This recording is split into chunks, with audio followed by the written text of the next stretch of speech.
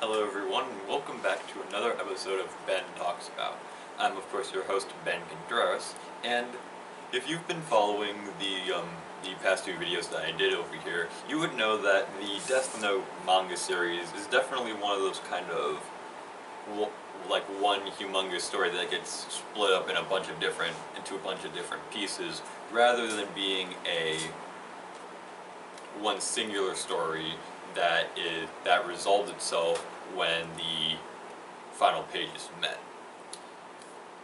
In that case, this volume is definitely no exception, as the end of the previous volume leads directly into this volume, where we first join Light and Ryuk as they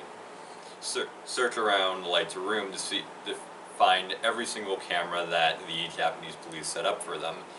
in order to spy and observe them to see if one of their family members is possibly a suspect of being Kira. Well, more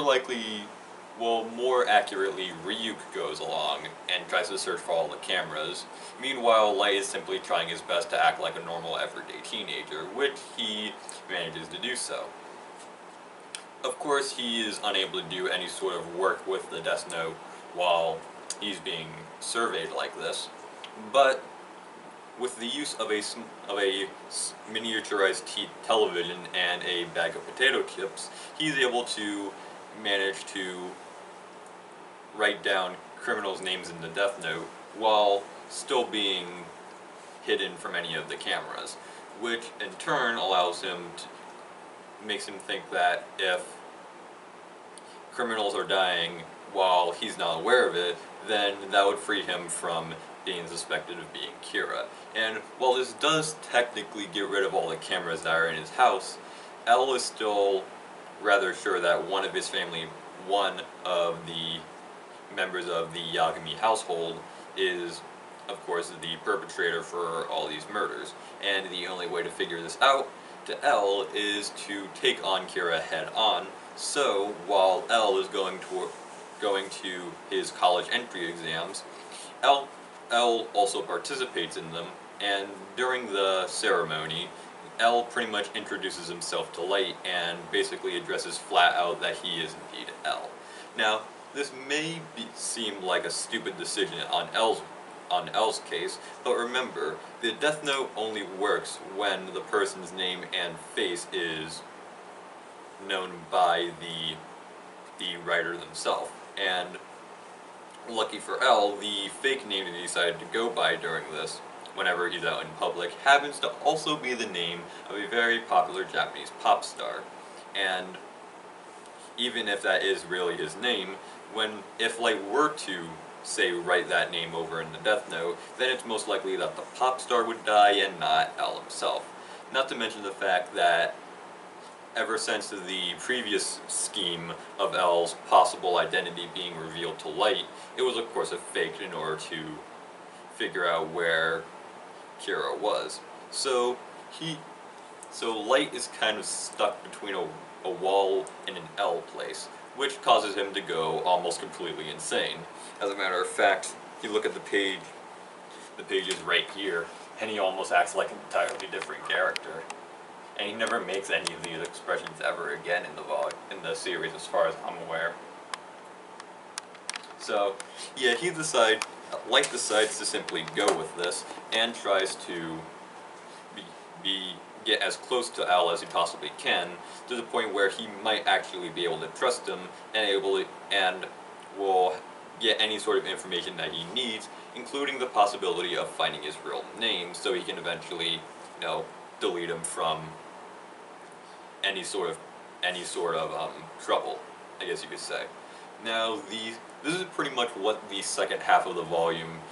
consists of. L and Light pretty much interacting with each other and getting to know each other, which is probably not only the major bulk of this volume, but is also the most interesting part of the volume. Seeing these two characters, who at this point have been completely separate from each other, finally interact, and we finally get to see what's going on in both of their heads, is a very interesting thing to see. We're able to figure out what they're thinking when they're with each other, and it also shows a different side to Light as a character, as he is very pressured, considering the fact that if he makes one single bad move, him being suspected of being Kira will pretty much be completely confirmed. Meanwhile, L is pretty much acting like the ultimate troll, as he not only managed to get Light stuck in between this huge wall, but he also, from, of course, revealing himself, but also,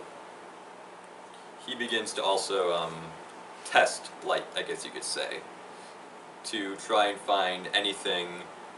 about him that only Kira would most likely know. And he does this by showing him not only the names of all the 12 FBI agents that Light managed to kill in the previous volume, but also the messages that the prisoners gave before their deaths during the beginning of the series. And of course, he does certain things like, let's say, write down a fake message from one of the prisoners to try and get Light, you know, stuck, you could sort of say, in order to make his suspicion more and more obvious. But this is all pretty much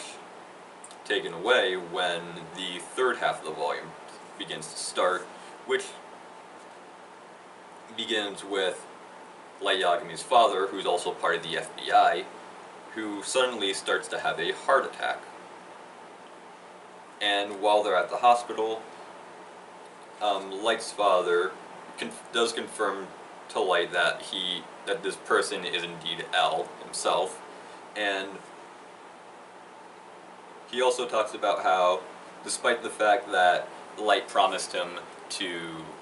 that he will, you know, catch Kira if anything happens to him, his father does still want him to stay with in terms of his studying. And this whole time, L is sort of like observing the two of them in order to see if this was likely, you know, Kira's work, and if that's the case, then Light is most likely to not be Kira. But after that, the main bulk of the volume actually begins, as it's mostly concerning a TV station called Sakura TV, which frequently had several television specials about the Kira case itself, and at one point, one of the head people there at Sakura TV gets a message from the supposed Kira containing a bunch of videotapes and a note about what exactly they're supposed to do with these tapes, which is to air them at a certain time in order to, one, prove that this person is indeed Kira, and two, to also bring a sort of message to all of Japan, because he is willing to work with them if the police is willing to work with Kira and let them, you know, do their work. So the main bulk of this is pretty much the FBI trying to, well, the Japanese police force, I should more accurately say, who have to get into Sakura TV and get all of the tapes without being killed by this supposed Kira, which, thanks to Light Yagami's father, they managed to do so, but not without losing one of their fellow detectives.